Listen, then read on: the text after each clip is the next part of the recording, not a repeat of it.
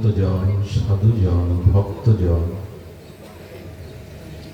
সুদীজন, মান্যজন, শ্রদ্ধাশীলা, ধর্মশীলা, ভাগবতী, ধর্মমূর্তি, মাতৃশক্তি, মাতৃগণ, সকল ভক্তচরণে বন্দনাপূর্বক বারংবার দণ্ডবৎ প্রণতি। দেবর্ষিপাদ নারদ সৎসঙ্গের মহামহিমা কীর্তন প্রসঙ্গে বলছেন, বহু ভাগ্যদয়েন বহু জন্ম সমর জিতেন।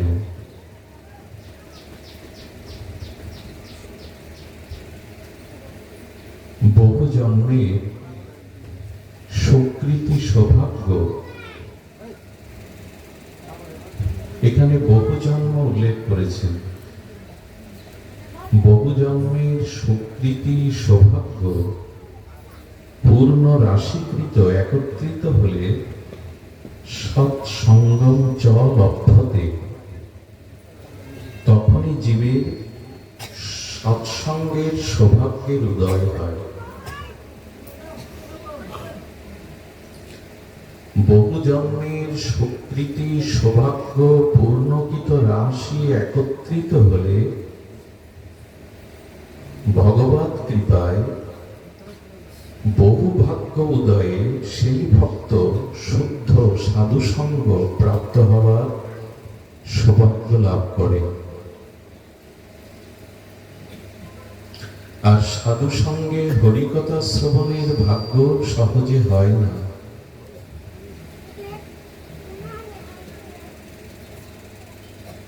সাধুসঙ্গের ফলশ্রুতি কেমন? একটু কমিয়ে দাও তো সামনে। সাধুসঙ্গের ফলশ্রুতি কেমন? অজ্ঞান হেতুকৃত মোহ অন্ধকার বিনাশন। খুব ধ্যান দিন।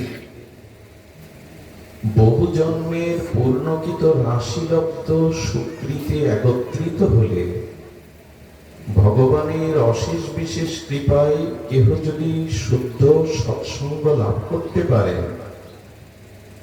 সেই সৎসঙ্গে ভগবানের মাধুর্যময় নামরূপ লীলাকথা শ্রবণে কি হয়? ফলশ্রুতি কি বলছেন? ফলশ্রুতি বলছেন যে অজ্ঞান হেতু মোহ অন্ধকার বিনাশন। মহৎ সঙ্গে হরিকথা প্রসঙ্গে অজ্ঞান হেতু যে মোহ আর মোহ হেতু যে অন্ধকার, এটি বিনাশ হয়। এখন এই অজ্ঞানতাটা কি? এই অজ্ঞানতা হলো যে এই জগৎ সংসারে, এই মৃত্যুময় অসৎসতলয় দুঃখময় সংসারে স্বরূপকে, নিজের প্রকৃত লক্ষ্যকে আর জ্ঞাত না হওয়া, এরই নাম অজ্ঞানতা। আমার প্রকৃত স্বরূপ কি? আমার জীবনের প্রকৃত লক্ষ্য কি? এটি অজ্ঞানতাই জানতে দেয় না। স্বরূপকে বিস্মৃতি ঘটিয়ে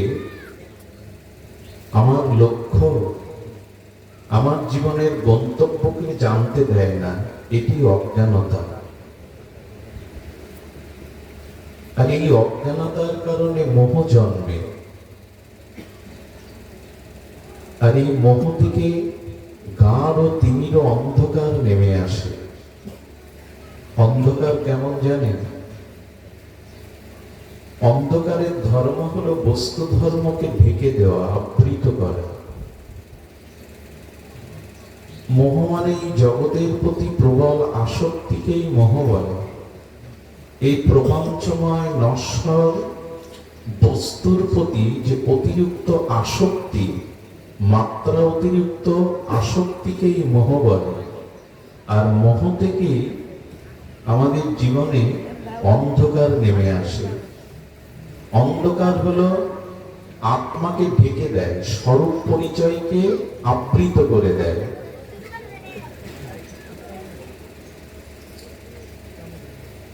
তো এই অজ্ঞান হেতু মোহ অন্ধকার কে দূর করবে? নাশং। এগুলি নাশ করবে কে? বিদায়। বলছেন বিদায় তদ উদয়ত বিবেক। এগুলো যখন বিবেক জাগ্রত হবে তখনই দূর হবে। আর সাধু সঙ্গ হরিকথা বিনা কারো বিবেক কখনো জাগতে পারে না। গোস্বামী তুলসীদাস বলছেন, সৎসঙ্গ বিনো বিবেক না হই, রাম কৃপা বিনো সুলভ না সই। প্রকৃত মহৎ সঙ্গ ব্যতীত কারো বিবেক জাগ্রত হয় না। আর রাম কৃপা বিনা, ভগবত কৃপা বিনা কারো সাধু সঙ্গের প্রেরণাও হৃদয়ে হয় না। ছোট একটা ক্ষুদ্র প্রসঙ্গক্রমে কথা বলে রাখি, এখানে এলেও যে আপনি সাধু সঙ্গ হরিকথা শোনার ভাগ্য পাবেন এমন নয়। এখানে একটু আগে এক মা ঝরঝর করে কাঁদছিলেন। তিনি নিত্য যন্ত্রের মাধ্যমে হরিকথা শ্রবণ করেন। তার অনেক দিনের লালিত স্বপ্ন যে আজ এই বুল্লাতে তরুণ সঙ্গের উদ্যোগে যে ভাগবত হচ্ছেন শ্রবণ করতে আসবেন। উনি সকাল থেকে এখানে প্রতীক্ষারত ছিলেন। আমার সাথে সাক্ষাৎ করতে গিয়ে ঝরঝর করে কাঁদছেন। তার হৃদয়ে সেই ব্যথাতুর হৃদয়ের অশ্রু সজল নয়নে প্রশ্ন করলাম, কাঁদছ কেন? বলেন, এই মুহূর্তে আমার ভাই মারা গেছে, জগৎ থেকে চলে গেছে। আমি হরিকথা শোনার জন্য সকাল থেকে বসেছি, কি করব বাবা? আমি তাকে বুঝিয়ে পাঠিয়ে দিলাম যে মা, শ্মশান যাত্রায়, মৃত্যু যাত্রায় পাশে থাকতে হয়। এই দেখুন, ভগবানের কৃপা ছাড়া এখানে এলেও হরিকথা ভাগ্য হয় না, ভগবানের কৃপা না করলে। রাম কৃপা বিনু সুলভ না সই। ভগবানের বিশেষ কৃপা না হলে মহৎ সঙ্গে হরিকথা শ্রবণের ভাগ্য হয় না। আর যখনই এটা ভগবানের বিশেষ কৃপায় এই মহা সৌভাগ্য আমরা প্রাপ্ত হই, তখনই কেবল বিবেক জাগ্রত হয়। বিবেক জাগ্রত হওয়া একান্ত প্রয়োজন। বিবেকহীন মাদিস আমার মতো অভজন পশুরই সমান। বিবেক জাগ্রত না হলে এই মোহ, অজ্ঞান এবং অন্ধকার আমাদেরকে স্বরূপকে জানতে দেয় না, জীবনের লক্ষ্যকে উপলব্ধি হতে দেয় না। দেখুন, বিবেক জাগার প্রয়োজন এই জন্য, এই জাগতিক যে পরা অপরা বিদ্যা, তো এই যে অপরা বিদ্যা, জাগতিক যে শিক্ষা, ডিগ্রি, এগুলি এত উন্নত স্তরে পৌঁছেছে যে মানুষ এখন সমুদ্রের তলদেশের সংবাদ পাচ্ছে। পৃথিবীর ভূগর্ভস্থ খনিজ সম্পদগুলো গবেষণা করে বের করছে। শুধু কি তাই? চন্দ্র জয় করা তো পুরনো সংবাদ, এখন মঙ্গল গ্রহে বসবাসের চিন্তা করছে মানুষ। কতটা শিক্ষা গবেষণায় মানুষ এগিয়ে গেছে। এখন মঙ্গল গ্রহ, গ্রহ নক্ষত্রকে মানুষ অন্বেষণ করে। মানুষের জানার বাইরে কিছু নাই। ভৌতিক উন্নতি, ভৌতিক প্রযুক্তি, এখন আকাশ থেকে, নক্ষত্র মণ্ডল থেকে শুরু করে পাতালের প্রদেশ পর্যন্ত সবকিছু মানুষের জানা। যদি এই শিক্ষার দ্বারা একটি জিনিস জানা হয়নি, কে আমি, নিজেকে জানা হয়নি। মঙ্গল গ্রহ থেকে সমুদ্রের তলদেশ পর্যন্ত আমরা খবর রাখছি, কোথায় কি আছে, শিক্ষা, প্রযুক্তি, গবেষণা জানিয়ে দিচ্ছি। কিন্তু দুঃখের বিষয়, আমি কে, আমার স্বরূপ কি, আজও তা আমাদের জানা হয়নি। এজন্য আমাদের বেদান্ত শাস্ত্র বলছেন নিজেকে জানার কথা। বিবেক না জাগ্রত হলে সাধু সঙ্গ হরি কথাতে আমাদের এই ভাগ্যোদয় হবে না। কে আমি, আমার স্বরূপ কি, আমার প্রাপ্ত লক্ষ্য কি বস্তু, এই আত্মজ্ঞান, আত্ম অনুসন্ধিচ্ছা, এটি জাগাবার জন্যই সাধু সঙ্গ হরি কথা। এটা বাইরে পাওয়া যাবে না, এটা বাইরে অন্বেষণ করে পাওয়া যাবে না। এই জন্য বললেন ভাগ্যোদয়েন বহু জন্ম সমার্জিতেন, বহু জন্মের সৌভাগ্য প্রাপ্ত হলে কেবল জীবের সাধু সঙ্গ হরি কথা প্রাপ্ত হয়। এখানে বিবেক জেগে ওঠে। বিবেক কাকে বলে? সৎ এবং অসৎকে যথাযথ রূপে নির্ণয় করব। যিনি অসৎ পরিত্যাগ করে সৎকে গ্রহণ করেন, এরই নাম বিবেক। সৎ এবং অসৎ এই মিশ্রিত জগৎ, এই জগৎ দ্বৈত বৃত্তি দিয়ে নির্মাণ করেছেন ভগবান। সৎ এবং অসৎ, সত্য এবং মিথ্যা। এখানে সেই সৎ এবং অসৎ তত্ত্ব যথাযথ নিরূপণ পূর্বক অসৎকে পরিত্যাগ করে সৎকে গ্রহণ করতে পারে যিনি, তার নাম বিবেক। এই বিবেকের একটি দৃষ্টান্ত দেওয়ার জন্য সৃষ্টি প্রবাহে ভগবান এমন একটি প্রাণী সৃষ্টি করেছেন, যেটা আমাদের রাজ্যে দেখা যায় না। সেটি হলো, আজান হচ্ছে তাই, ঠিক আছে, সেটি হলো আমাদের মানস সরোবরে, কৈলাসের মানস সরোবরে পাওয়া যায়। একে বলে রাজহংস। আমাদের দিকে যা আছে এগুলো রাজহংস নয়। রাজহংস মানস সরোবরে এই স্বচ্ছ পবিত্র জলে তারা বিচরণ করে। এদের অধরামৃতে ভগবান এই বিবেককে জানিয়েছেন। কেমন? দুগ্ধ আর জল মিশ্রিত করে দিলে এদের অলৌকিক ঈশ্বর ক্ষমতা বলে ওদের অধর দিয়ে, ঠোঁট দিয়ে ওরা দুধটাকে গ্রহণ করে জলটাকে আলাদা রাখতে পারে। ঠিক বিবেকের কাজ ওটি। সৎ অসৎ মিশ্রিত এই সংসার থেকে সৎকে গ্রহণ করে অসৎকে পরিত্যাগ করতে পারে যে শক্তি, এর নাম বিবেক। এই জন্য বলছেন হি তদোদয়ে তো বিবেক। সাধু সঙ্গ হরি কথা এই বিবেককেই জাগিয়ে দেয়। বিবেককে শুধু চিনিয়ে দেয় না, জাগিয়ে দেয়। অসৎকে পরিত্যাগ করে সৎকে গ্রহণ করা আমার প্রকৃত মনুষ্যত্বের পরিচয়। কিন্তু এখানে যদি মোহ অন্ধকার দূর না হয়, আজ অন্ধকার দূর করবার জন্য জগতে কত বৈদ্যুতিক আলোর ব্যবস্থা, কিন্তু ভেতরে যে অজ্ঞান, মোহ, অন্ধকার, আশ্চর্য, সেই অন্ধকারকে দূর করতে পারে একমাত্র সাধু সঙ্গ হরি কথা। আজ আমরা সেই ভাগ্য প্রাপ্ত হয়েছে।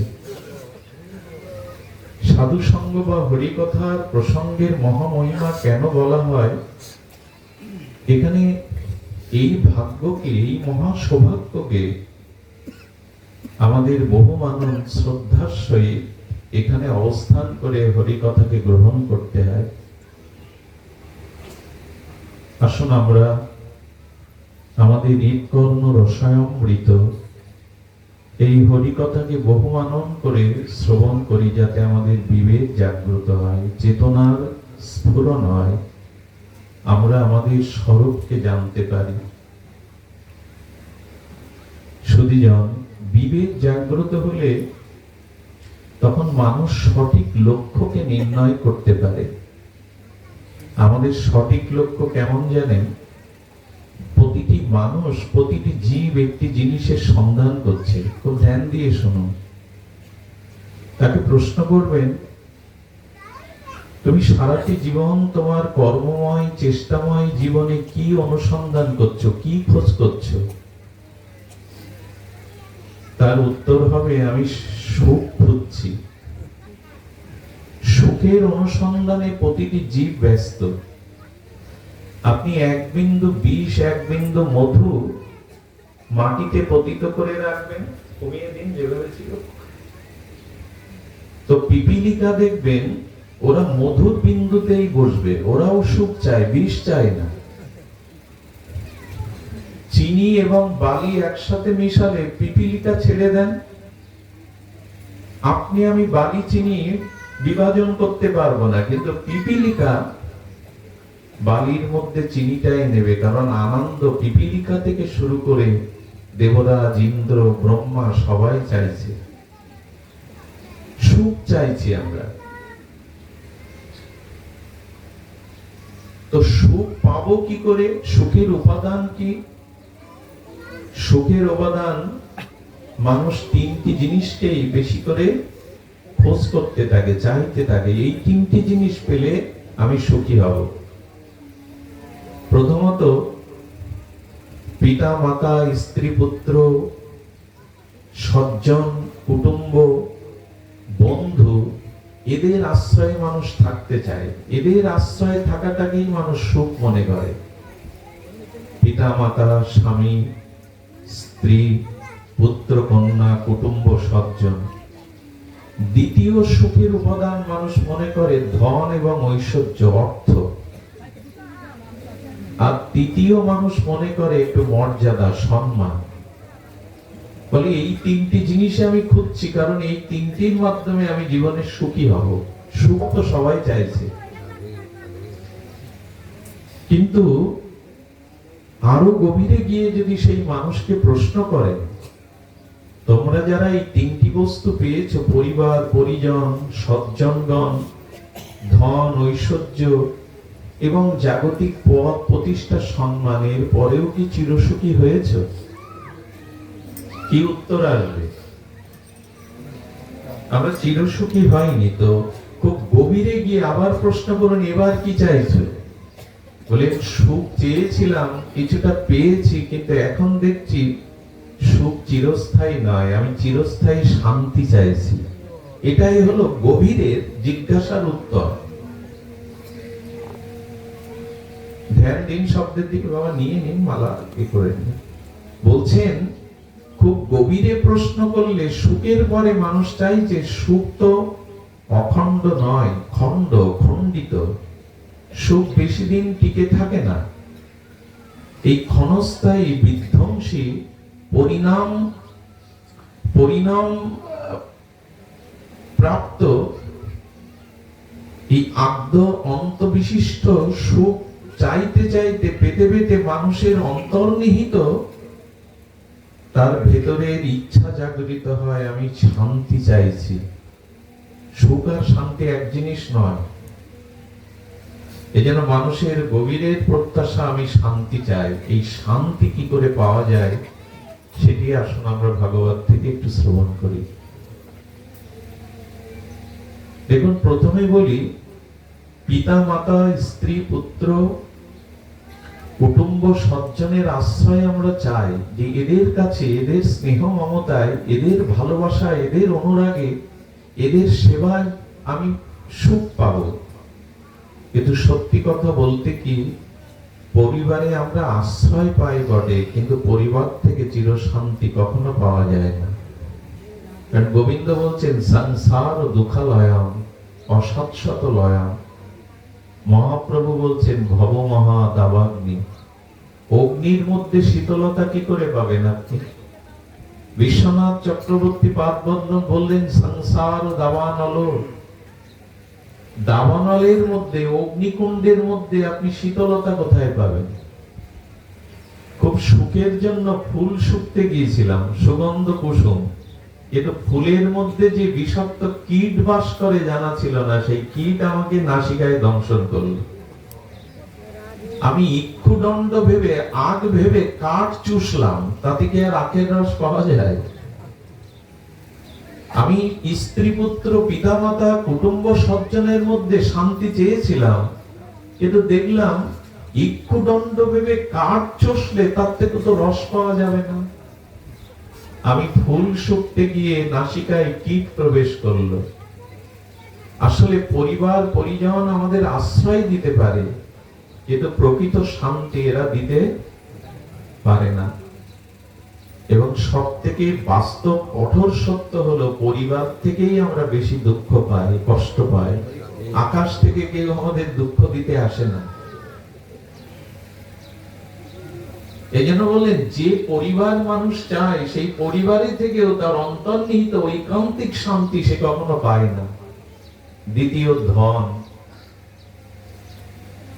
অর্থের প্রয়োজন বটে, তবে কতটুকু? জীবন নির্বাহের জন্য কতটুকু অস্ত্রের প্রয়োজন মানুষের? অর্থ অবশ্যই বর্তমান এটা জাগতিক এই সময়ে, কাল কবলিত সময়ে অর্থের বিশেষ প্রয়োজন, কিন্তু অর্থই আপনাকে শান্তি দেবে এটা নয়। কারণ যাদের ঘরে ভগবান, তাদের কর্মার্জিত, পরিশ্রম অর্জিত অর্থ আছে, তারা যে শান্তিতে আছে তা নয়। অর্থ থাকলেই শান্তি হবে। অর্থ দিয়ে, আচ্ছা দেখুন, অর্থ দিয়ে আপনি একটা রূপোর খাট কিনতে পারেন, 2 লাখ টাকার ব্যাগ, ঘুম কিনতে পারবেন? অর্থ দিয়ে সুখের সামগ্রী ঘর ভর্তি করা যায়। খাট কিনতে পারি 2 লাখ টাকা দিয়ে, কিন্তু ঘুম আপনি কিনতে পারবেন না। এই জন্য অর্থ দিয়ে সুখের সামগ্রী ঘর সাজানো যায়। জীবনে প্রকৃত শান্তি অর্থ থেকেই আসবে এমন নয়। এই জন্য সুখের সামগ্রীগুলো আমরা ঘর ভরিয়ে রেখেছি, একবার পরিপাটি করে রেখেছি, কিন্তু সেই ঘরে নিঃশ্বাস নেওয়া যায় না। কারণ ধন যদি সুখের সামগ্রীতে ভরিয়ে ওঠে, কিন্তু সেটি থাকলেই শান্তি হবে এমন নয়। তাহলে ধনী ব্যক্তিরাও জগতে শান্তি পেত। আমার তো মনে হয় দেখবেন যারা 500 টাকা দিনমজুর খাটে, এরা সন্ধ্যার পরপরই সামান্য আহার করে একটা মাদুর বিছিয়ে কি শান্তিতে তারা ঘুমাতে থাকে। কিন্তু যাদের বহু অর্থবিত্ত, বহু প্রতিষ্ঠান আছে, তারা ঘুমের বড়ি খেয়েও রাত্রে ঘুমাতে পারে না। এই জন্য ধন হলেই, ধন চাইলেই, প্রাপ্ত হলেই আপনার ঐকান্তিক শান্তি মিলবে এমন নয়। এটা পরীক্ষিত সত্য। তবে ধন প্রয়োজন। সেই ধনের দ্বারাই পরমার্থ, অর্থের দ্বারাই সনাতন গোস্বামীপাদ বলছেন, যদি অর্থ সাধুগুরু বৈষ্ণব ভগবত সেবা জগতের কোন মঙ্গল হিতময় কাজে জীবের হিতার্থে জগৎ কল্যাণে অর্থ ব্যয় হয়, তার দ্বারা কিঞ্চিত শান্তি আসতে পারে। তৃতীয় বাকি থাকলো সম্মান। দেখুন, মানুষ মনে করে বড় পদমর্যাদা পেলে, জগৎ ব্যাপী তার সুনাম ছড়িয়ে পড়লে, খ্যাতি ছড়িয়ে পড়লে হয়তো সে সুখ পাবে। কিন্তু না, সুখ বা শান্তির অনুসন্ধান সম্মানে পাওয়া যায় না। দেখুন, এই পদমর্যাদায় বা অতি সম্মানের স্থানে যাকে বসানো হয় বা যিনি বসেন, তার কর্ম চেতনার দ্বারা, ত্যাগ তিতিকার দ্বারা এই সম্মান তার জীবনে শান্তিকে বরঞ্চ ব্যাহত করে। আপনাদের মনে আছে নহুষ, ইনি পৃথিবীর এক পরাক্রমশালী রাজা ছিলেন। দেবরাজ ইন্দ্র অভিশপ্ত হওয়ায় স্বর্গের গদিচ্যুত হয়েছিলেন। স্বর্গের ইন্দ্রেত্ব পদ হারিয়ে তিনি অভিশপ্ত হয়েছিলেন। এখন একটি রাষ্ট্রের তো একটি পদ খালি রাখা যায় না। সর্বময় কর্তৃত্বের যে পদ, সেটা প্রশাসনে রাখতে হয়। এই জন্য তারা নহুষকে স্বর্গের রাজা করলো। এই পরাক্রমশালী বীর বিক্রমে তাকে স্বর্গের ইন্দ্রপদ দেয়া হলো। স্বর্গের ইন্দ্রপদ, এই সম্মানের বড় পদমর্যাদায় 2 দিন বসতে পারেনি। বাম পাশে তাকাচ্ছে। বাম পাশে তাকাচ্ছে কেন জানেন? আমি তো ইন্দ্র হয়েছি, কিন্তু ইন্দ্রাণী কই? মানে আমার পাশে ইন্দ্রাণী কই? সম্মান অতিরিক্ত বেশি যখন মানুষের জীবনে এসে যায়, তখন এই পদমর্যাদায় তার জীবনে ভোগ প্রাপ্তি এগুলি লালায়িত বৃত্তি প্রবৃত্তি জেগে ওঠে। নহস্তগণ পরম সতী দেবরাজ ইন্দ্রের ঘরণী শচীর দিকে তার কুদৃষ্টি গেল। আচ্ছা, দেবতার ইন্দ্রের পথ পেলেও রেহাই আছে? ইন্দ্রের ধর্মপত্নী শচী, পরম পবিত্রা সতী, তার দিকে দৃষ্টি গেল। তুমি আমার বামে বসো, রানী হয়ে বসো। বললেন আমি কারো ঘরণী। বললো যার ঘর করছো সে আর ফিরে আসবে না, অভিশপ্ত, আমাকেই বরণ করো। তো যখন এমনি করে বারবার তার দিকে কুদৃষ্টি দিলেন, সতী নারী তো, উনি দেবগুরু বৃহস্পতির চরণে শরণাপন্ন হলেন। বৃহস্পতি তাকে এই প্রস্তাব দিলেন, সপ্ত ঋষিদের কাঁধে করে পালকিতে উঠে তোমাকে নিয়ে যেতে বলো। যদি সপ্ত ঋষির স্কন্ধে পালকিতে চড়ে তোমাকে নিতে আসতে পারে, বলো আমি রাজি আছি। সম্মান, বড় পথ মানুষকে কি ক্ষতি করে দেখেন। যদি আত্মজ্ঞান না থাকে, ভগবত জ্ঞান না থাকে, জীবনের লক্ষ্য স্থির না হয়, তবে এই পথ তাকে কি করে পতন ঘটায় দেখুন। সুখ বা শান্তির পরিণামে পরিণতি কি হয় দেখুন। সপ্ত ঋষি, অস্ত্রী, পুলত্ত, ভৃগু, বশিষ্ঠ, এরা ভগবানেরও প্রণম্য। ভগবানও এদের সম্মান করেন, মর্যাদা দেন। এরা অপরোক্ষ অনুভূতির সপ্ত ঋষি। তো পদ মর্যাদায়, অভিমানে, দাম্ভিকতায় গিয়ে বলছে, এই বুড়োর দল, ওঠো তোমরা, পালকি নাও কাঁধে। আত্মজ্ঞান, ভগবত জ্ঞান, দৈন্যতা না থাকলে সম্মান তাকে কোথায় নামিয়ে দেয়। যশ, খ্যাতি, পূজা, প্রতিষ্ঠা মানুষের কি পরিণাম ডেকে আনে যদি বিবেক জাগ্রত না হয়। তো সপ্ত ঋষি মন্ডলী জানলেন যে মহৎকে অবজ্ঞা করা মানেই তার পতনের সময়। তারা পালকিতে করে নিয়ে যাচ্ছেন। এই কামার্ত নহস বলছেন, তোমরা সর্পগতিতে চলছো কেন, একটু দ্রুত চলো। তো ভোগ বাসনা জেগে গেছে। ঋষি তাকিয়ে বললেন, সর্প কথা উচ্চারণ করলে তো, তবে যাও, এই মুহূর্তে তুমি সর্প হয়েও পৃথিবীতে জন্ম নাও। অভিশাপ দিলেন এবং বড় অজগর সর্প হয়ে তাকে পৃথিবীতে পতিত হতে হলো। এই জন্য পরিবার, অর্থ এবং সম্মান পেলেই আপনি শান্তি পাবেন এমন নয়। তবে শান্তি কোথায়? সুধীজন, শাস্ত্র এখানেই আমাদের নির্ণয় করছেন যে প্রকৃত শান্তি, ঐকান্তিক শান্তি, জীবনের পরম লক্ষ্য ঈশ্বর প্রাপ্তিতে। এই জন্য শ্রীমদ্ ভগবত গীতার আলোকে যদি আমরা দেখি, ভগবানই উত্তর দিয়েছেন শান্তি প্রাপ্তির উপায়। তমিব শরণং গচ্ছ সর্বভাবেন ভারত, তৎপ্রসাদাৎ পরাং শান্তি স্থানাং প্রাপস্যি সশতশতম। মাননারাধ্য দুঃখাত্ম কুটুম্ব অসক্ত মানসা, সাধু সঙ্গ রহিত মর্ত বিদ্ধ সেবা পরিশ্চুত। শ্রীমদ্ ভাগবত বললেন,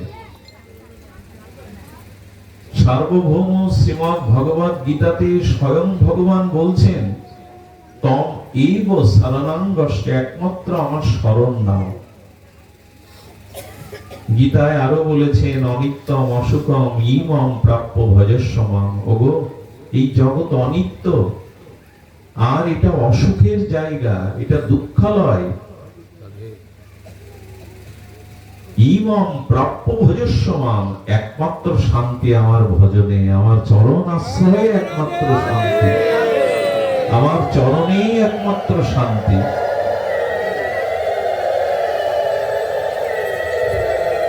তো ভগবত চরণে শরণাগতি, ভগবত চরণে আমাদের শরণাগতি, আশ্রয়, এটি হলো আমাদের একমাত্র। ভজনে ছাড়া শান্তি নাই।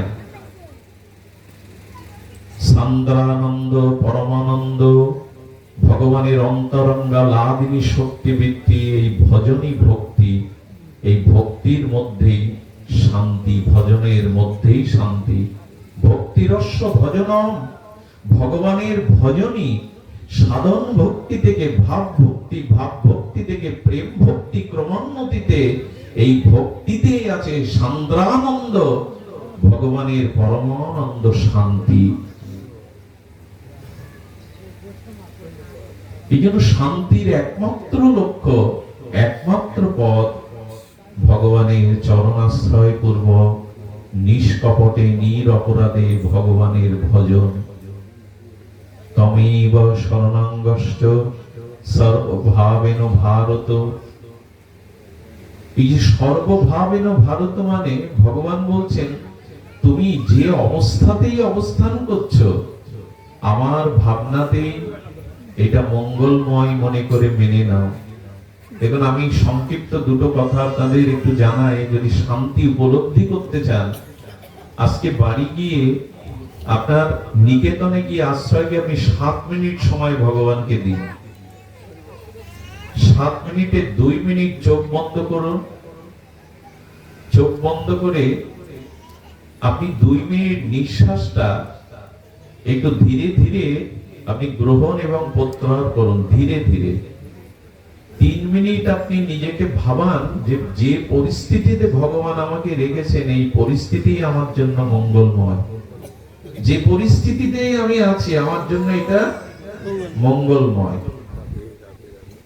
3 আর 2 5 আর 2 মিনিট ভগবানের চরণটা হৃদয়ে একটু ভাবনা করুন। এই 7 মিনিটেই দেখবেন আপনি পূর্বের মানুষ নন। 7 মিনিট আগে যে মানুষ ছিলেন 7 মিনিট পরে আপনি সেই মানুষ নন। যে পরিস্থিতিতেই তিনি রাখেন, বিড়ালিকে দেখেছেন, বিড়ালির বাচ্চাটাকে মা কখনো খাটে রাখে, কখনো ছায়ের গাদায় উনানে রাখে। বিড়ালির বাচ্চাটা মনে করে আমার সুখ হবে বলেই মা আমার স্থান পরিবর্তন করছেন। নিজে কখনো ওখানে তার ইচ্ছা অনিচ্ছা প্রকাশ করেন না। বিড়ালি তার বাচ্চাটাকে ঘাড় মোটকে ধরে কখনো ছায়ের গাদায়, কখনো পালঙ্কে, কখনো খাটের উপরে রেখে আসে। কেন পরিবর্তন করে জানেন? মনে হয় এখানে ওর সুখ হচ্ছে না, ওইখানে ওর সুখ হবে। আর বিড়ালেও মায়ের প্রতি সমর্পণ করে মনে নেয় মা আমাকে যেখানে রেখেছেন সেটাই আমার জন্য মঙ্গলের। জীবনে যে পরিস্থিতি আসুক আপনার জীবনে ভাববেন এটাই ঈশ্বরের মঙ্গলময় ইচ্ছা। এটা মেনে নিতে শিখুন, শান্তি বিঘ্ন হবে না। তুকারামের কথা মনে আছে, ওনার স্ত্রী ভগবত বিমুখ, ভজন বিমুখ। তুকারামকে উঠতে বসতেই গালি দেয়।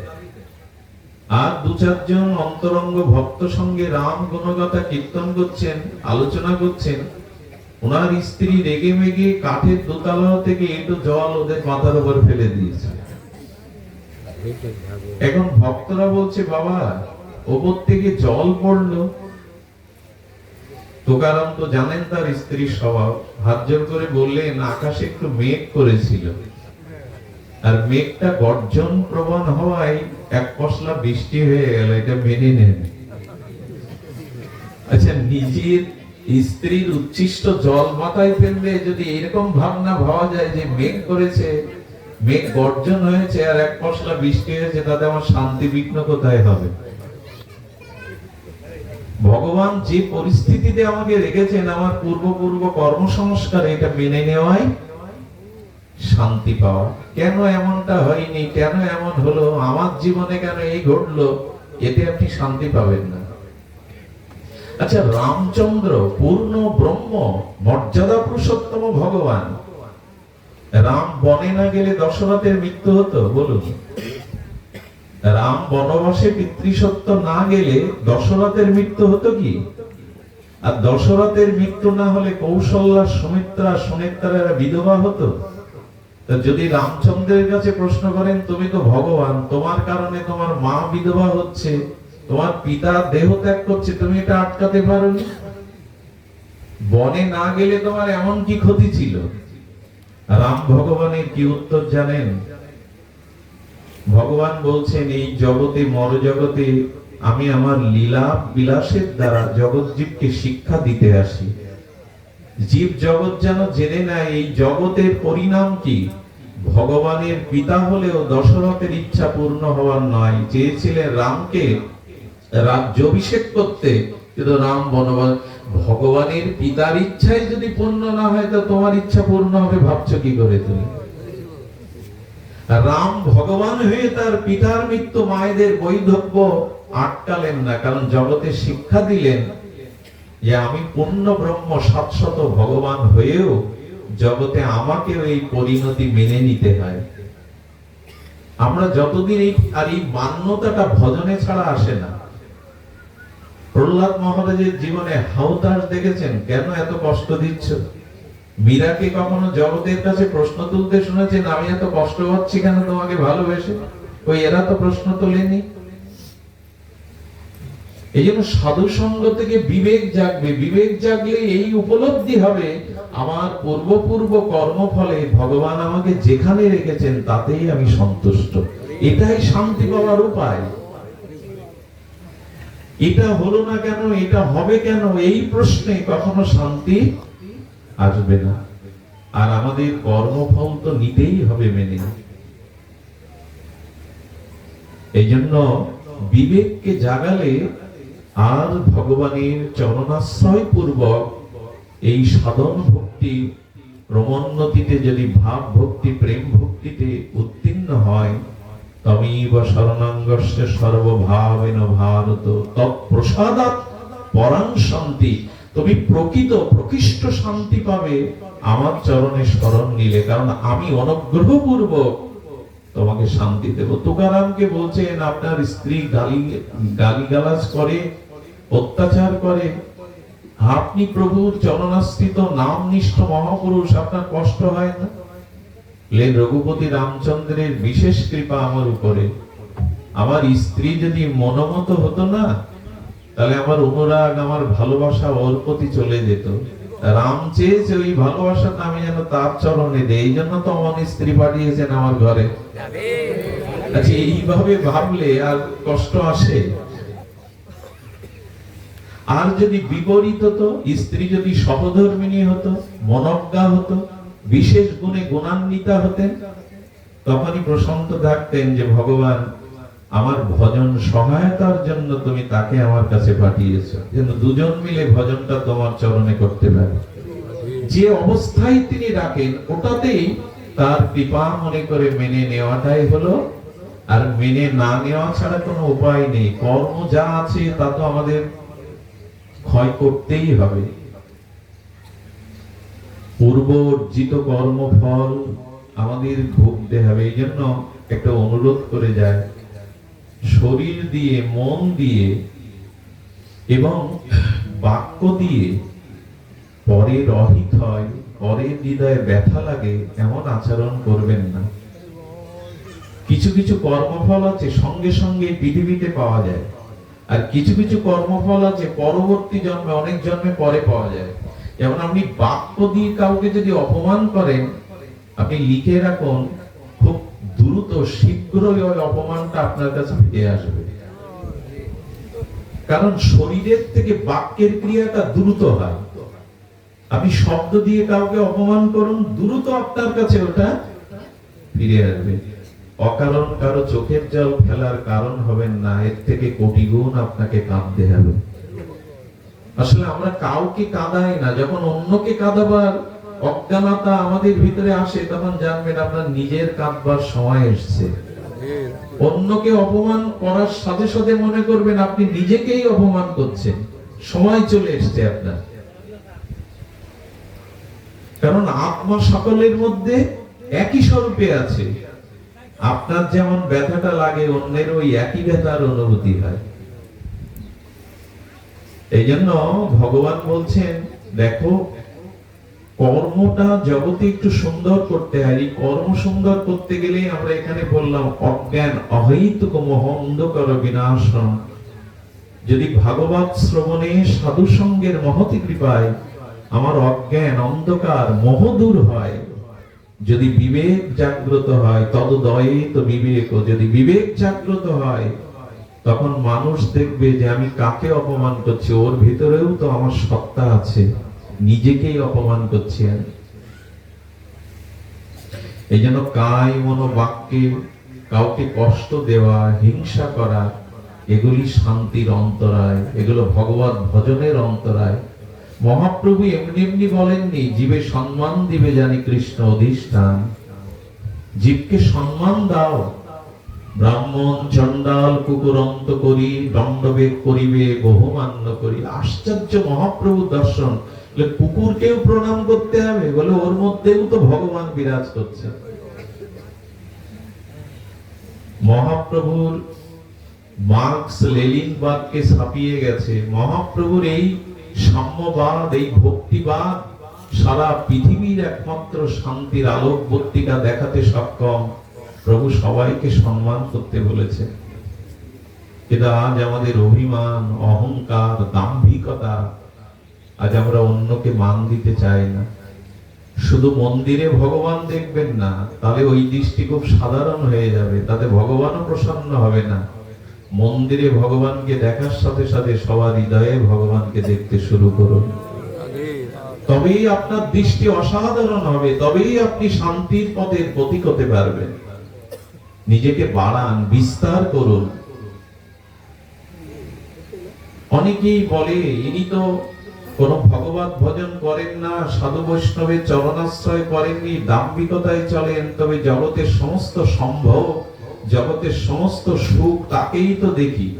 এখন প্রশ্ন করে না মানুষ? আপনারা বলেন ভজন করুন, ভজন করুন, সৎপথে চলুন, তো উনি ভজন করেন না, সৎপথে চলেন না। জগতে ওনার ছেলে ডাক্তার, মেয়ে ইঞ্জিনিয়ার, ওনার সুখ সম্ভারের শেষ নেই, তো মেলে কোথায়? বীজ আজ বপন করলেই যে এক্ষুনি বৃক্ষ হয়ে ফল দেবে এমন নয়। আমাদের এক আচার্য বলেছিলেন ওনার কোন কোন জন্মের ফাইল ভালো ছিল, ওই ফাইলের সই করা আছে সৎকর্মে, তাই এই জন্মে পাচ্ছেন। আবার এখন যে অসৎকর্ম করছেন এই ফাইলটা জমা হচ্ছে এক্ষুনি না, আগামী কোন জন্মে এই ফাইলের ফলশ্রুতি উনি পাবেন।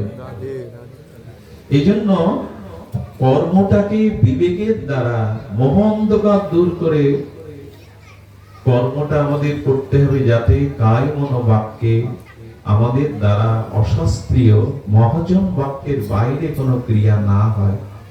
খুব সতর্ক থাকতে হবে।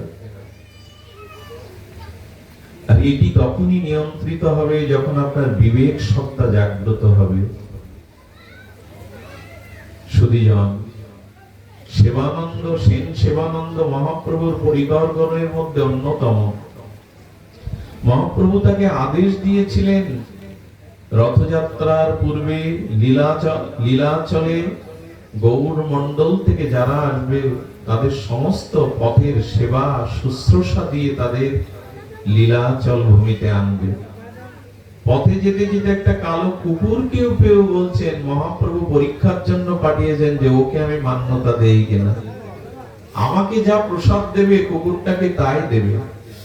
কুকুরটা পার করতে উড়িয়ার মাঝি নিষেধ করছে যে আমি কুকুর আমার নৌকাতে নাওতে তুলবো না, বলে আমার থেকে 10 গুণ করি বেশি দেব, আগে ভক্ত পার হবে পরে আমি পার হব।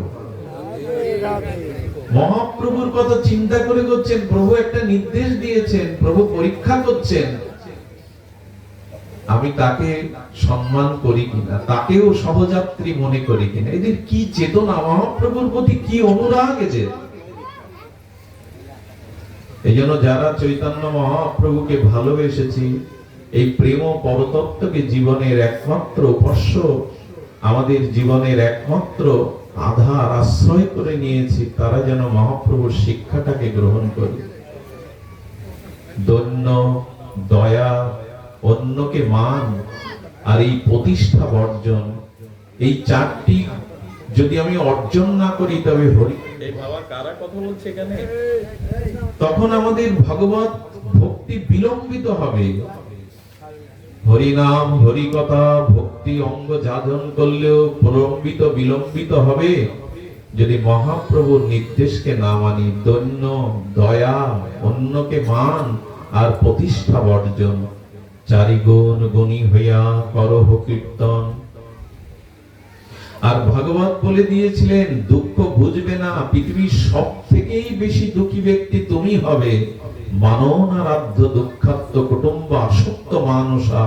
শোনো, এই জগতে সবচাইতেই দুঃখী ব্যক্তি যিনি স্ত্রী পুত্র কুটুম্বের প্রতি প্রবল যার আসক্তি, যিনি ভগবানের সেবা করেন না, আর যিনি সাধু সঙ্গ রহিত, অর্থাৎ সাধু সঙ্গে হরিকথা শ্রবণ কীর্তন করেন না, ভগবত সেবা অর্চনাদি করেন না, এবং যিনি স্ত্রী পুত্রতে প্রবল যার আসক্তি, ইনি জগতে সবচাইতেই বেশি দুঃখী ব্যক্তি।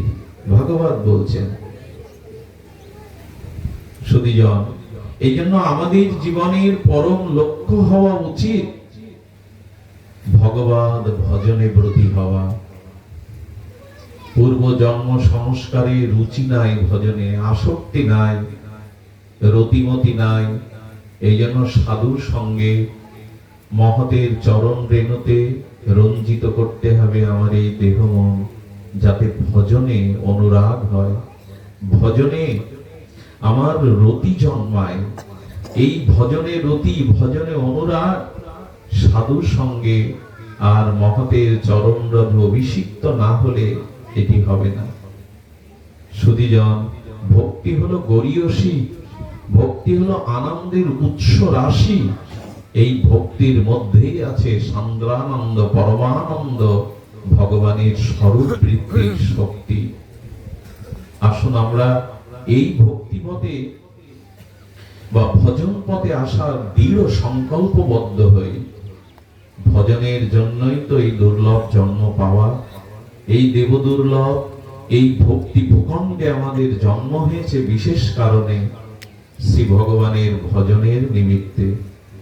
এ দেহের অন্য কোনো পরিণাম নাই। গুরু মহারাজ বলতেন, এ দেহের অন্তিম পরিণাম যশা শ্মশানের এক মুষ্টি ছাই। এ দেহের পরিণাম মাটির তলে অসংখ্য পোকামাকড় কীটে রূপান্তরিত হবে, কুরে কুরে খাবে দেহটা। আর এই দেহটা যদি শৃগাল কুকুর খায়, তাদের উদরে 5 দিন পরে মলমূত্র বিষ্ঠামূত্রে রূপান্তরিত হবে এই দেহ। এই দেহ এই জন্য তিনি পাঠাননি। এই অনিত্য কাল কবলিত এই দেহ দিয়ে ভগবত ভজনই আমাদের একমাত্র লক্ষ্য। কবে আসবে সেই দিন, কবে আসবে সেই সৌভাগ্য? সেই দিনই আসবে যেদিন মহত চরণরজ অভিষেকম, যেদিন বিশুদ্ধ অনুরাগী ভজনানন্দে ভক্তের সান্নিধ্যে আর তার চরণ ধুলিতে আমি অভিষিক্ত করতে পারবো আমার এই দেহ। সেই দিনই ভক্তি হবে, সেই দিনই আমার মধ্যে ভজন স্পৃহা জাগবে, তাছাড়া তো জাগবে না। এই জন্য আমাদের এই অনিত্য কাল কবলিত সংসারে এই বিবেক জাগ্রত হলেই তখন মানুষ ভগবানের চরণাশ্রয়ে পূর্ণ আনতিপূর্বক প্রণতিপূর্বক সমর্পিত হয়ে তখনই আমাদের জীবনে এই ভজনাঙ্গ আসবে। সুধীজন, শবরী মাকে বলেছিলেন ভক্তি প্রাপ্তির উত্তরে, তিনি বলেছিলেন, প্রথম ভকতি সন্তকা সংজ্ঞা, দ্বিতীয়া মম কথা প্রসঙ্গা। স্বয়ং রঘুপতি রামচন্দ্র বলেছিলেন, প্রথমেই ভক্তির উপায় হলো সাধু সঙ্গ, দ্বিতীয় হলো আমার কথা প্রসঙ্গ। সেই ভাগ্য আমরা পেয়েছি। তবে ভজন করলে আমাদের জীবনে এই ভক্তি আসবে। আসবে আমাদের রূপগোস্বামীপাদ বলেছেন তার সেই বিখ্যাত শ্লোকে। কি করে আসবে? বলো, ভক্তি নির্ধুত দোষনাম। পাপ আমাদের বাধা, পাপ কর্মই আমাদের ভক্তির অন্তরায়। তাই শ্রবণাঙ্গ, কীর্তনাঙ্গ, স্মরণাঙ্গ, শ্রোতব্য, কীর্তিতব্য, স্মাতব্য, ইচ্ছাত, অভয়ম। এই অভয়যুক্ত ভগবানের কথা শ্রবণ কীর্তন এবং হৃদয়ে নিত্য নিরন্তর অবিচ্ছিন্ন তৈল ধারার ন্যায় ধ্রুব ধারে যদি ভগবানের চিন্তন হতে থাকে, লীলা স্মরণ হতে থাকে, শ্রোতব্য, কীর্তিতব্য, স্মাতব্য, ইচ্ছাত, ভয়ম। এই মৃত্যু ভয় ব্রহ্মারও আছে, ব্রহ্মাও ফুরিয়ে যাবে। ব্রহ্মার পরমায়ু কত জানেন? সত্য, ত্রেতা, দ্বাপর, কলি, এই 4 যুগ, 4000 বছর এই যুগ হলে ব্রহ্মার এক অহ হয়, 1 দিন না 12 ঘন্টা। আর 4000 যুগে ব্রহ্মার একদিন, 8000 যুগে ব্রহ্মার একদিন। আর এই হিসাবে ব্রহ্মার 50 বছর বয়স হলে ব্রহ্মার আয়ু পূর্বার্ধ আয়ু হয়। এই হিসাবে আর 50 বছর হলে ব্রহ্মার পরার্ধ আয়ু হয়, এরপর ব্রহ্মা মরে যায়। এই জন্য ব্রহ্মারও মৃত্যু ভয় আছে, ব্রহ্মাও শান্তিতে নাই, দেবরাজ ইন্দ্রেরও শান্তি নাই, তারাও মৃত্যু কবলিত, তারাও অমর নন। একমাত্র অমরত্ব পাওয়া যায় যদি প্রেম ভক্তি পাওয়া যায়, যদি ভগবান চরণে পূর্ণ সমর্পণ আসে। এই ভগবত ভক্তি হলো, প্রেম প্রাপ্তি হলো স্বরূপের স্থিতি, স্বরূপের জাগরণ। এই জন্য ভক্ত বলছেন, না প্রভু দিও মানাম না ভিন্নান্তি বিনা মত সেবন বিনা। ভক্ত মুক্তি চাইছে না। মুক্তি 5 প্রকার: শাস্তি, সারূপ্য, সালোক্য, সামীপ্য, সাজুর্য। আচ্ছা, এই মুক্তি কাকে বলে? একটু আমরা এই প্রসঙ্গে জেনে নিই যে আমাদের চাওয়ার বস্তু ভক্তি, মুক্তি নয়। সুধীজন একটু ধ্যান দিয়ে শুনুন যে আমরা আমাদের মূল লক্ষ্য ভগবত চরণে পূর্ণ বিশুদ্ধ কেবলা নির্মলা অহৈতুকী ভক্তি, মুক্তি নয়। মুক্তি কাকে বলে? দেখুন, অদ্ভুত ভাবে আমাদের আচার্যরা বলেছেন আমরা মুক্তিকামী নই, আমরা ভক্তিকামী। কেন? কারণ এই যে চতুর্দশ ভুবন, আমাদের নিচে 7টা স্তর আছে: তল, অতল, পাতাল, রসতল, মহিতল, পাতাল, এইভাবে 7টা স্তর। আর উপরে আছে 7টা: ভূ, ভুব, স, মোহ, জন, তপ, সত্য। এই 7 7 14, এই জন্য এর নাম চতুর্দশ ভুবন। এই চতুর্দশ ভুবনের উপরে 8টা পদ্মা আছে। এই পদ্মাটা কেন জানেন? তাপ যাতে কম লাগে, যত উপরে যাবেন এই জাগতিক তাপ কম লাগবে। আগেকার দিনে মায়েরা হাড়ির তলাতে দেখবেন মাটির প্রলেপ দিত রান্নার আগে। কেন দিত? তাপটা যাতে কম লেগে বস্তুটা পুড়ে না যায়, এটা মাটির প্রলেপ দিত। এই চতুর্দশ ভুবনের উপরে 8টা স্তর আছে: প্রপঞ্চ 5টি, ক্ষিতি, অপ, তেজ, মরুদ্গম। আর এর উপরে আর আছে অহংকার তত্ত্ব, প্রকৃতি তত্ত্ব আর মহৎ তত্ত্ব। এই চতুর্দশ ভুবনের 8 স্তর ভেদ করে যেখানে পৌঁছালে আর পুনঃ জন্ম মৃত্যু থাকে না, তারে বলে মুক্তিধাম। এই চতুর্দশ ভুবন থেকে এই 8টা স্তর পার হয়ে যেখানে গেলে আর জগতে আসা যাওয়া, মৃত্যু, জন্ম, কর্মফল থাকে না, তার নাম হলো মুক্তিধাম। এটা আমাদের লক্ষ্য, মুক্তি নয়। মহাপ্রভু বলেছিলেন, গৌর ভক্তরা বলেন আমাদের নরকে দাও কিন্তু মুক্তি দিও না। বলে নরকে গেলেও পাপ ভোগ করে আবার এই জগতে মনুষ্য জন্ম পেয়ে সাধুগুরুর কৃপায়, বৈষ্ণব মহিমায় তোমার ভজন করে প্রেম ভক্তি পাবো, কিন্তু মুক্তি পেলে আর তোমার ভজন হবে না, আস্বাদন হবে না, প্রেম ভক্তি পাবো না। তার মধ্যে মোক্ষ বাঞ্ছা কৈতব প্রদান, যা হইতে কৃষ্ণ ভক্তি হয় অন্তর্ধান। আপনারা ভাগবতের প্রথমেই সুখদেব ভগবান বলে দিয়েছেন, ভক্তি পেতে গেলে এই 4টি স্তর ত্যাগ করতে হবে। কি বলেছেন? ধর্ম পর্জিত কৈতবত্র পরাং নির্মৎ শরণাং সদাম। শোনো, যদি ভক্তি পেতে চাও, ভগবত বিশুদ্ধ ভক্তি পেতে চাও, ভগবানের চরণে রতিমতি অনুরাগ আনতে চাও, তাহলে কপটতা ত্যাগ করো। সেই কপটতার মধ্যে 4টি প্রধান: ধর্ম, অর্থ, কাম আর মুক্তি বা মোক্ষ। এই 4টি যদি থাকে তুমি ভক্তি পাবে না। ডক্টর মহানব্রত ব্রহ্মচারী এই ভাগবত গঙ্গান্তরে তিনি জানিয়েছেন, চিনি হতে যেও না, চিনি খাও। চিনি হয়ে লাভ কি? চিনি হলে তো স্বাদ পেলাম না, চিনি আস্বাদনের স্বাদ কোথায়? তো যদি গৌর ভজন না হলো, নিতাই চাঁদের ভজন না হলো, নিকুঞ্জ মন্দিরে প্রেম সেবা না পেলাম, তো মুক্তি পেয়ে হবেটা কি আমার? মুক্তি মানে স্থায়ী নিজের সুখ, ওখানে জন্ম নেই, মৃত্যু নেই, স্থায়ী সুখ। কিন্তু মুক্তিতে বোঝা নামে না। মুক্তিটা কিছুটা বোঝা নামানো, কিন্তু শান্তি পাওয়া যায় না। ধরুন তো, ঋষিরা বলছেন আপনার মাথায় ভারী কোনো বোঝা নিয়ে পথ চলছে, বোঝাটা ভারী হওয়াতে মাথায় যন্ত্রণা হচ্ছে, আপনি শ্রান্ত ক্লান্ত হয়ে পড়েছেন, তখন কি করে জানেন মানুষ? বোঝাটা মাথা থেকে স্কন্ধে নামা। ডান কাঁধে আবার ব্যথা শুরু হলে, ভারী হলে বাম কাঁধে আনে, কিন্তু বোঝার যে ভার এটা কি নামে? স্থান পরিবর্তন হয়। তেমন মুক্তি মানে বোঝাটা নামাচ্ছেন কিন্তু শান্তি পাচ্ছেন না, বোঝাটা তো রয়েই গেল। পরমানন্দ ভক্তি সুখ পাওয়া যাবে না মুক্তিতে। তাহলে কি করতে হবে? বলে বোঝাটা ফেলে দাও। কাঁধে না রেখে বাম কাঁধে, ডান কাঁধে, মাথায় না রেখে বোঝা ফেলে দাও, এরই নাম মুক্তি। কিন্তু বোঝা ফেলে দিলেন আপনি বোঝার যে কষ্ট, শ্রান্ত ক্লান্ত গেল, কিন্তু নগদ তো আনন্দ কিছু পেলেন না। তেমন মুক্তি মানে ওই জন্ম মৃত্যুর বোঝাটা ফেলে দেওয়া, কিন্তু নগদ কোনো আনন্দ পাওয়া গেল না।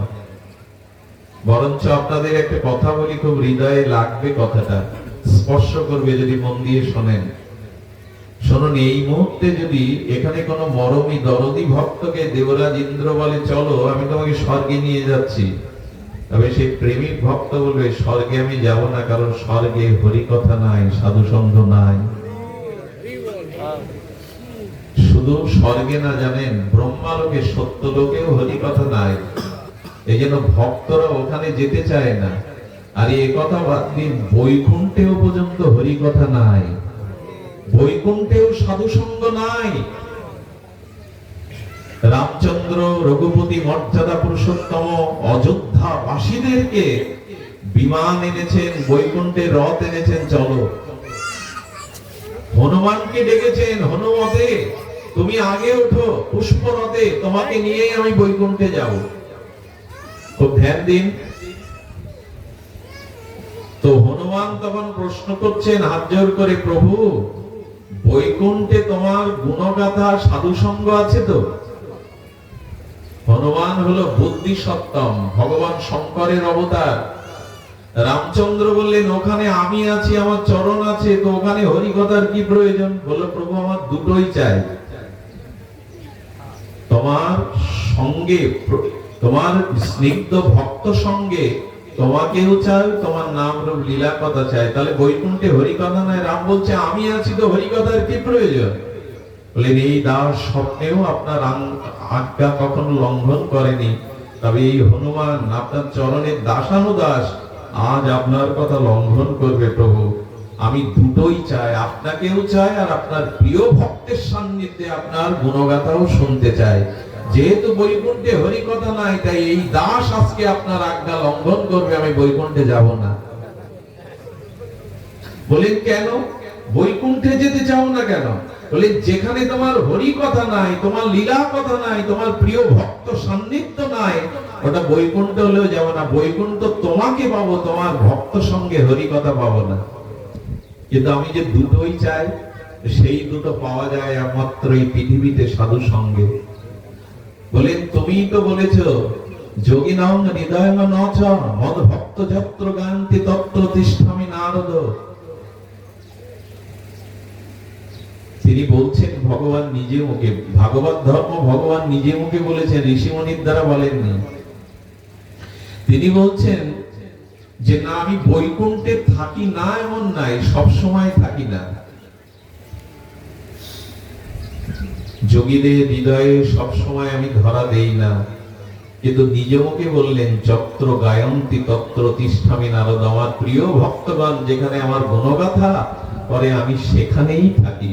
তাহলে প্রভু বৈকুণ্ঠ গেলে তোমাকে পাবো, তোমার গুণগাথা সাধু সঙ্গ পাবো না। আর এই জগতে থাকলে আমি জানি যেখানে তোমার সাধু সঙ্গ, যেখানে তোমার গুণগাথা, সেখানে আমি কথাও পাবো, তোমাকেও পাবো, তাই আমি যাব না। রামচন্দ্র আশীর্বাদ করলেন যাও হনুমান, আজ থেকে রঘুপতির যেখানেই গুণ কীর্তন হবে। এই বাচ্চাগুলো কারা এখানে? আজ থেকে পৃথিবীতে যেখানে হরি কথা হবে, রঘুনাথ কীর্তন, তুমি সেখানে গিয়ে তাদের আশীর্বাদ করবে, পরমানন্দ আস্বাদন করবে। আচ্ছা বলুন তো, রাম কথা হলেই সেখানে শুধু হনুমান যাবে?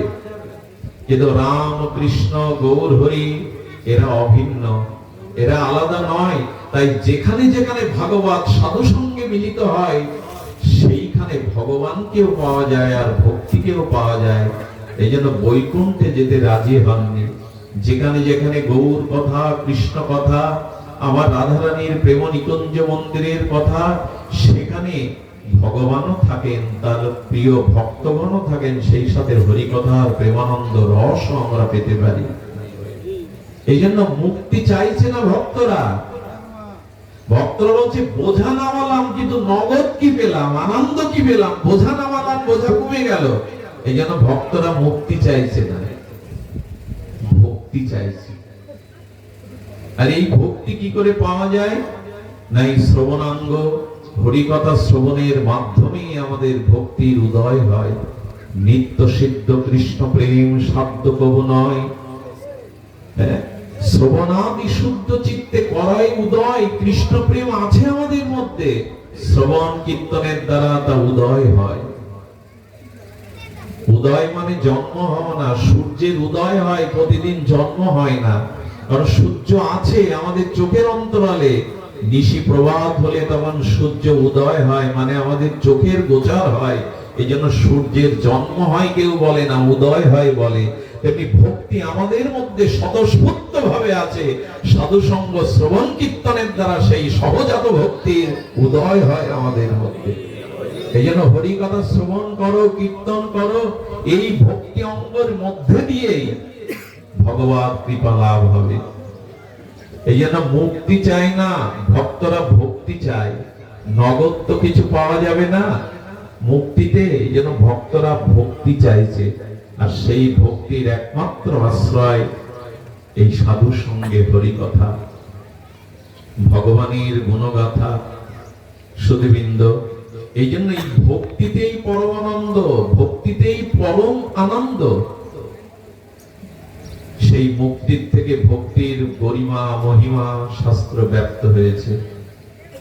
এই জন্য ভক্ত কি বলে জানেন?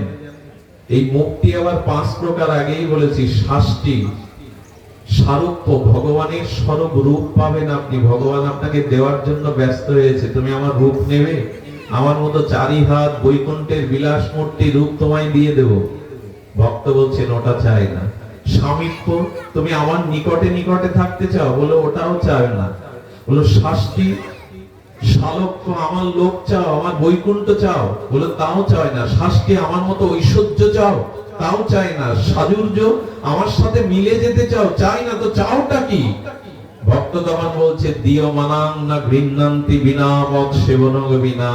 হে প্রভু, আমি আপনার 5 প্রকারের মুক্তি চাই না, শুধু চাই আপনার সেবা, আপনাকে আনন্দ দিতে চাই, আপনাকে সেবা দিতে চাই, আমি অন্য কিছু চাই না। দিয় মানাং না গৃহ্ণান্তি, আমি অন্য কিছু চাই না তোমার সেবা ছাড়া। এই সেবাই তো ভক্তি। এই যে আপনারা শ্রবণ করছেন হরিকথা, এটা ভগবানকে আনন্দ দিচ্ছেন আপনারা। জীব যখন সংসার ফেলে বিষয় ছেড়ে ভগবানের পেছনে ছোটে, মা যশোদার পেছনে আর গোপালের পিছনে মা যশোদা দৌড়াচ্ছে, যশোদা মায়ের আর ভারী শরীরটা ঘরমক্ত হয়ে যাচ্ছে, ক্লেশ হয়ে যাচ্ছে, ছুটতে কষ্ট হচ্ছে। গোপাল বারে বারে পিছনে তাকিয়ে বলছে মা আমার খুব আনন্দ হচ্ছে। টিকাকার বলছেন মার কষ্ট হচ্ছে, ঘাম ঝরছে, তোমার পিছনে দৌড়াতে, তাতে তোমার আনন্দ হচ্ছে। বলে হ্যাঁ গো, জীব যখন আমার মায়ের মতো সংসারের পিছনে না দৌড়ায়, আমার পিছনে দৌড়ায়, তখন আমার আনন্দ হয়। এই যেমন আপনারা সব কাজ ফেলে চলে এসেছেন এখানে, তখনই আমার। আর এই দৌড়াতে দৌড়াতে ভক্ত যখন মনে করে আমার শক্তিতে আমি তাকে পাবো না, তোমার অনুগ্রহ ছাড়া, তখনই আমি ধরা দেই। এই জন্য এই যে ভগবানের কথা শ্রবণ, সাধু সঙ্গ, এই সাধন ভক্তির মাধ্যমে প্রেম ভক্তি আমাদের ভিতরে ধীরে ধীরে সপ্রকাশ হবে। ভক্তি তো আছেই, কিন্তু এই স্বরূপ বৃত্তি, স্বরূপ ভক্তি জাগরণ চাই। দেখুন, এখানে যদি কোনো ভালো শিল্পী থাকেন, কীর্তনাঙ্গের কোনো ভালো শিল্পী, তিনি যতক্ষণ এখানে বসে আছেন বোঝা যাবে না তার মধ্যে ওই শক্তিটা আছে। যখন উনি সুরলহরীতে কীর্তন ধরবেন, তখন বোঝা যাবে কীর্তনাঙ্গ শক্তিটা ওনার মধ্যে পূর্বে থেকেই ছিল, কিন্তু প্রকাশ ছিল না। তেমনি ভক্তি আমাদের মধ্যে আছে, গুরু কৃপায়, মহৎ কৃপায়, সাধু সঙ্গ হরিকথার মাধ্যমে সেই ভক্তি জাগরণ ঘটে। সেই ভক্তি তখনই জাগবে এই জন্য শ্রবণাঙ্গ ভক্তি সাধন ভক্তির আদ্য শ্রেষ্ঠ প্রথম দুয়ার। আসুন আমরা সেই ভজনাঙ্গে প্রবেশ করি। আর এই হরি কথা শ্রবণই হলো, হরি নাম আশ্রয় করা হলো, ওই যে বললাম শ্রোতব্য কীর্তিতব্য স্মাতব্য ইচ্ছত ভয়ম। আমাদের এই তিনটি ভজনাঙ্গই সামান্য একটু আস্বাদন করে বিশ্রাম। এদের সরিয়ে দাও, এই বাচ্চাদেরকে সরিয়ে দাও। সুধীজন একটু ধ্যান দিন, শ্রবণ কীর্তনে আছেটা কি? শ্রবণং মঙ্গলম। আপনাদের মনে পড়ে, চলুন একটু ব্রজে যাই। আমাদের শ্রীধাম বৃন্দাবনে একবার রাধারমন ঘোষ গিয়েছিলেন। এই রাধারমন ঘোষ না আসলে আমরা এই গোস্বামী গ্রন্থগুলো অনেকটাই নষ্ট হয়ে যাচ্ছিল। রাধারমন প্রেস থেকে গোস্বামী গ্রন্থগুলো ছাপানো হয়, মুদ্রা নয়। হরিদাস দাসজি এবং এই রাধারমন ঘোষ প্রেস, রাধারমন প্রেস না থাকলে অনেক গোস্বামী গ্রন্থ লুপ্ত হয়ে যেত, পেতাম না আমরা। এই প্রাতঃস্মরণীয় এনাদের কাছে ঋণী। সুধীজন ধ্যান দিন। আমাদের মানিক্য বাহাদুর, ইনি ত্রিপুরার তখন রাজা, উনি বৃন্দাবনে গেছেন। আর ওনার একান্ত সচিব এই রাধারমন ঘোষ, ইনি তেমন ঈশ্বর বিশ্বাস করেন না, ভগবত ভক্তির লেশমাত্র নাই। উনি প্রাইভেট সেক্রেটারি, একান্ত সচিব বৃন্দাবনে গেছেন। রাজা মানিক্য বাহাদুর কাঁধে করে একটা রাজ বংশীয় শাল গায়ে দিয়ে বৃন্দাবন বনভূমি মধুময় আনন্দময় বৃন্দাবনে ঘুরছেন। পেছনে দুজন সেনা আছে বন্দুক হাতে আত্মরক্ষার জন্য। রাজা কিনা? সুধীজন যেই না এইভাবে পরিভ্রমণ করছেন আনন্দময় শ্রীরাম বৃন্দাবনে, দুটো বানর এসে ওনার শালটা কেড়ে নিল। শাল কেড়ে নিয়ে গাছের উপরে ওঠার সাথে সাথে এই সেনা দুজন বন্দুক উঁচিয়েছে যে রাজ শাল তো এটা রাজ মর্যাদার প্রতীক, রাজার প্রিয়। রাজা তখন দুই হাত দিয়ে নিষেধ করে ওদের চলে যেতে বললেন। বিশ্বাস করবেন কিনা জানি না, শালগুলি ওনার সামনে বানর হনুমান কুটি কুটি করে ছিঁড়ে ছিঁড়ে মাটিতে ফেলতে লাগলো।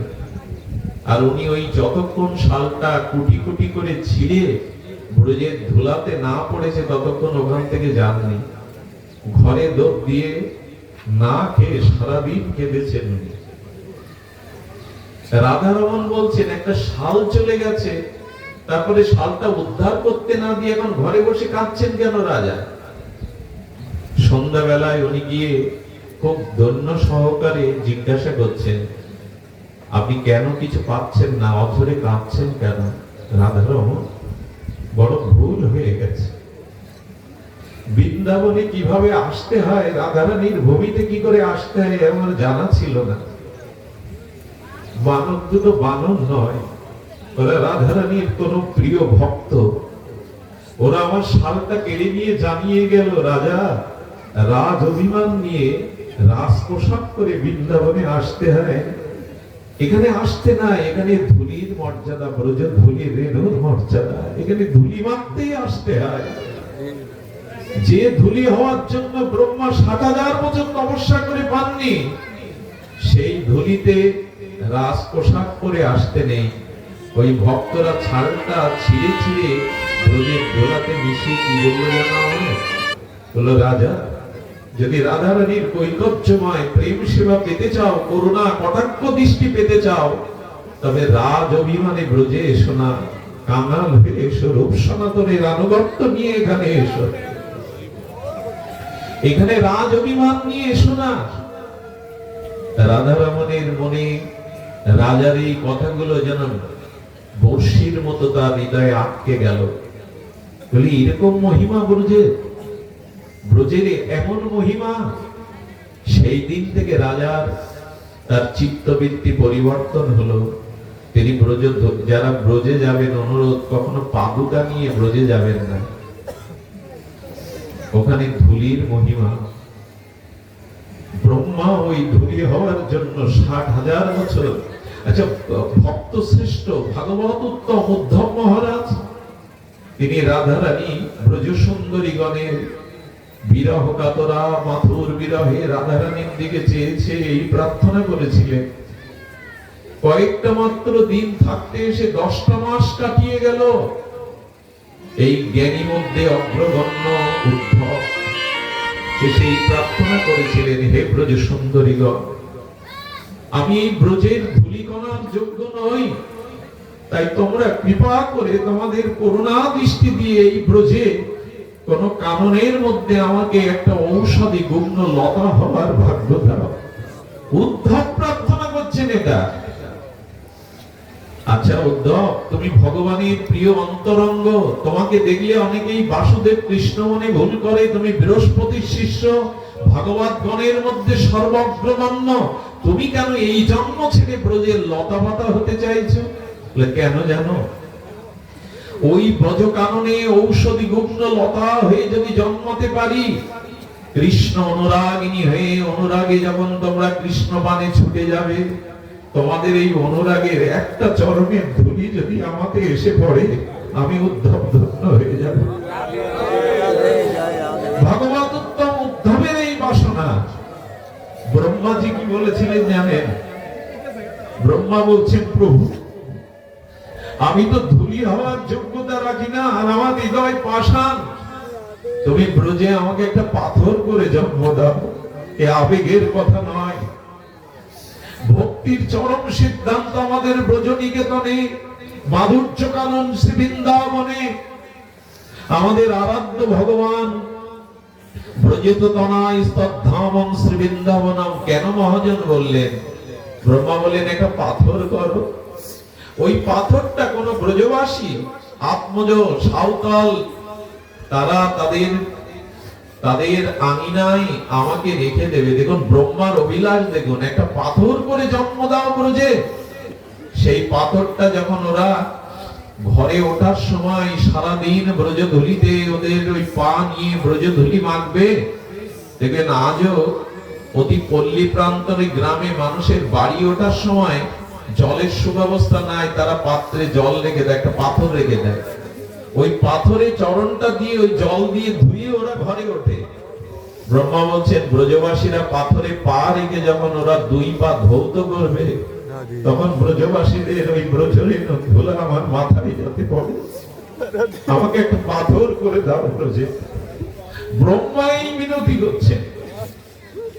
এই জন্য শ্রদ্ধা ভক্তি পেতে গেলে আমাদের এই আরাধ্য ভগবান, এই প্রেম মন্দিরে, নিকুঞ্জ মন্দিরে যুগল উপাসনায় ব্রতী হতে হবে। আরাধ্য ভগবান ব্রজে শান্তি কোথায়, পরমানন্দ কোথায়, প্রেমানন্দ স্বরূপিণী শান্তানন্দ ভক্তি কোথায়? ভক্তি ব্রজ বৃন্দাবনে। হরিনামকে আশ্রয় করে, নিত্যানন্দ কৃপাকে সম্বল করে এই যুগল উপাসনার আরাধনার শ্রীমন্দিরে, প্রেম মন্দিরে যাওয়াই আমাদের জীবনের লক্ষ্য। সুধীবৃন্দ, রাধারমণ বুঝলেন ব্রজের মহিমা, কিন্তু সব কি বুঝলেন? রাধারমণ ভালো লাগছে না রাজার এই ব্রজের ধুলির মহিমা, রেণুর মহিমা শুনে।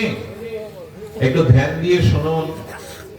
রাধারমণ পরের দিন বেরিয়েছে ব্রজ দর্শনে, আর সেই ব্রজের বনলক্ষ্মীর বনশোভা, স্নিগ্ধ সমীরণ, সেই পাখিদের কলকুঞ্জন, সেই মৃদুমন্দ আনন্দময় বাতাবরণ, আর সেই যমুনার নীল জল, চারিদিকে বৃন্দাবনের প্রেমময় আবহাওয়ায় রাধারমণ যত ব্রজের ভেতরে কাননে প্রবেশ করছে, তত তার হৃদয়ে যেন একটা অপার্থিব অচিন্তনীয় পরম ভাবে বিভোর হয়ে যাচ্ছে। একটু ধ্যান দিন, কি দেখলেন জানেন? তমাল বৃক্ষের তলায় একজন ভক্ত বসে বসে ভাগবত পাঠ করছেন, কিন্তু কোনো শ্রোতা নেই। দাদা স্কন্ধ পাঠ করছেন, কিন্তু কোনো শ্রোতা নেই। রাধারমণ ঘোষ শিক্ষিত ছিলেন, রাজার একান্ত সচিব, সাধারণ ব্যক্তি নন। উনি দেখছেন এই ভদ্রলোক যে ব্যাকরণ, যে শব্দাবলী উচ্চারণ করছেন, অতি বড় পণ্ডিতেরও সামর্থ্য নেই। কাকে শোনাচ্ছেন ভাগবত? দেখুন ভক্ত সঙ্গ আর ভাগবত শ্রবণে কি হয়। রাধারমণ ঘোষ দেখছেন ইনি চোখ বন্ধ করে কাকে যেন ভাগবত শোনাচ্ছেন, কিন্তু দ্বিতীয় কোন শ্রোতা নাই।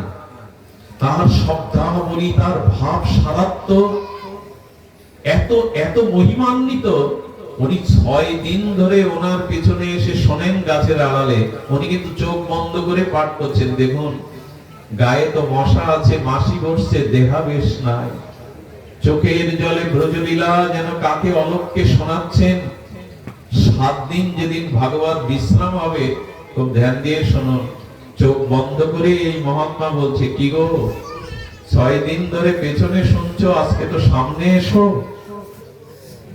উনি অবাক হয়ে সামনে চরণে পড়লেন, বললে, এই অধমের একটি জিজ্ঞাসা ছিল, আপনি কাকে ভাগবত শোনাচ্ছিলেন? কেউ তো সামনে নাই। বলে, কাকে শোনাচ্ছিলাম শুনবে? দেখুন, এই ব্যাসপীঠে যারা বসান গুরুদেব, তারা যেন কখনো মনে না করে এই ব্যাসপীঠের দ্বারা যেন আমার প্রচার হয়, বিজ্ঞাপন হয়। এই ব্যাসপীঠে হরিকথাটা রাধা মাধবকে আনন্দ দেওয়ার জন্য, মহাপ্রভুকে আনন্দ দেওয়ার জন্য, লোক যশ খ্যাতির প্রচারের জন্য নয়। উনি বললেন, কাকে শোনাচ্ছিলাম জানো? তুমি দেখবে তাকে? তবে এই দেখো, যাকে শোনাচ্ছিলাম তাকে সমর্পণ করছি ভাগবত। কি বলবো আপনাদের, কিন্তু সেদিনের ঘটনা। উনি ভাগবতটা কি করলেন? পূর্ণাহুতি দিলেন। সামনে তমাল বৃক্ষ ছিল, বললো এদিকে তাকাও। তমাল বৃক্ষকে যখন ভাগবত সমর্পণ করলেন, তমাল বৃক্ষটা ফিরে গিয়ে ওই তমাল বৃক্ষের মধ্যে কোটি সূর্য প্রভা, কোটি বিজুলি চমকিত আকাশে যেমন বিদ্যুৎ চমকিত হয়, সেই কোটি জ্যোতি বিদ্যুৎ প্রভা সম যুগল প্রকট হয়ে গেল সেই তমালের মধ্যে। যুগলকে দর্শন করেই প্রেমাবিষ্ট হয়ে রাধারমণ পড়ে গেল। সুধীজন যখন জ্ঞান ফিরল, তখন কি দেখলো জানেন? যখন জ্ঞান ফিরল তখন দেখলো সেই পাঠকের আচার্যের কোলে ওনার মাথা উনি হাত বুলিয়ে দিয়ে বলছে, ও রাধারমণ, যুগ যুগান্তর যোগীন্দ্র মনীন্দ্র তপস্বীগণ যাকে পাই না, ব্রজের কৃপায় রাধারানীর কৃপায় সেই যুগল পেয়েছো, যাও তাদের জন্য বাকি জীবনের সময়টা কাটিয়ে দাও, সমর্পণ করে দাও। উনি চাকরি ছেড়ে দিয়ে সবকিছুর বিনিময়ে রাধারমণ প্রেস করে গোস্বামী গ্রন্থ প্রকাশ করতেন। রাধারমণ প্রেস ছিল আমাদের গৌড়ীয়, এর জন্য অনন্য একটি সেবা। কবে আমাদের এই দশা হবে? ভাগবত শ্রবণ করতে করতে আমরা ভাগবতের প্রতিপাদ্য সেই যুগল সেবায় কবে নিজেদেরকে সমর্পণ করতে পারব? সময় বড় সংকীর্ণ হয়ে আসছে আমাদের, জানেন। আমাদের জীবনে সময় খুব বেশি নাই। বাকি জীবনের যেটুকু সময় বাকি আছে, জীবনের পরম লক্ষ্য যে ভক্তি প্রাপ্তি, এই জন্য ব্রতী হয়ে আমরা মহাপ্রভু কৃপা করে অনার্পিত ছড়ি দিতে এসেছিলেন যুগল সেবা, যুগল ভজন, হরিনাম হরিকথাকে বুকে নিয়ে, এই স্মৃতিকে বুকে মন্থন করতে করতে যেন আমরা সেবাতে যেতে পারি। দিয়মানান্না গৃণান্তে বিনা মৎ সেবনং বিনা। এই ভক্তি, এই শ্রবণাঙ্গ, এই সাধু সঙ্গ, হরিকথা ভক্তি ভেতরে প্রবেশ করলে বলছেন ভক্তি নির্ধুত দোষ নাম, সমস্ত দোষ চলে যাবে। প্রসন্ন উজ্জ্বল চেত শাম গোস্বামী বলছেন আমাদের হৃদয় প্রেম ভক্তির আলোকে উজ্জ্বল হয়ে যাবে। আর ভগবত ভক্ত রঙ্গী নাম, এই ভাগবত দুই প্রকার, এক গ্রন্থ ভাগবত আর এক আপনাদের মতো বিশুদ্ধ নির্মল চিত্ত ভক্ত ভাগবত। এই গ্রন্থ ভাগবত লীলা পুষ্ট ভাগবত আর এই ভক্ত ভাগবতের এই দুই সাক্ষাৎকারে আমাদের অন্ধকার দূরে গিয়ে ভক্তি জেগে উঠবে। পরম ভক্তির কারণ এই দুই ভাগবত সাক্ষাৎকার।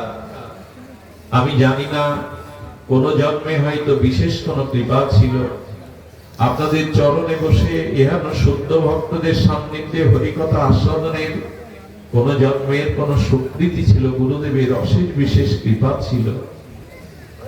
এই জন্য আপনাদের অনুরোধ করবো, আসুন। জীবনের সময় বড় সংকীর্ণ হয়ে আসছে, পূর্ব দিগন্তে সূর্য হেলে বসেছে, আমাদেরও আয়ু, আমাদেরও সময় বড় সংকীর্ণ হয়ে আসছে। যা করবার এখনই করতে হবে, আর যদি জন্ম না পায়। মাঝে মাঝে মনে হয় সংকীর্তনে, নগর কীর্তনে বেরোলে দেখবেন এক পাল কুকুর এসে পেছনে খুব জোরে জোরে ডাকতে থাকে, চিৎকার করে। চিৎকার করে বলতে চাই কি যেন, মানুষ এত মধুমাখা নাম, আমরাও চিৎকার করে বলতে চেষ্টা করছি, কিন্তু আমাদের জিহ্বায় তো নাম আসছে না।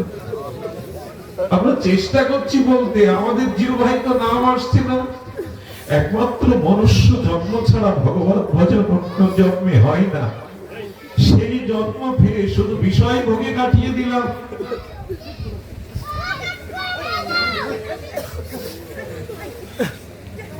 মৃত্যুর ওপারে কিন্তু এই ভজন ছাড়া কেউ সাথী নেই। মৃত্যুর ওপারে ওই অন্ধকার পথে আমাদের কোনো সাথী নেই। সেদিন ধন দৌলত বিত্ত বৈভব এই জগতের পদমর্যাদা আমাকে পথ দেখাবে না। মৃত্যুর পর এই সাধু সঙ্গে ভগবান ভজনই আমাকে পথ দেখাবে। এই জন্য শ্রীধাম বৃন্দাবনে প্রাতঃস্মরণীয় বন্দনীয় শ্রী বিনোদ বিহারী বাবাজি মহারাজ সহ, আমাদের চৈতন্য বাবা সহ, আমাদের বড় পণ্ডিতজি সহ যারা নিষ্কিঞ্চন রাধারানীর কিঙ্করী হয়ে জীবন যৌবন উৎসর্গ করেছেন, তারাই আমাদের সামনে এখন প্রদীপ দিয়ে আলোর পথ দেখাচ্ছেন। এসো, এই পথে এসো।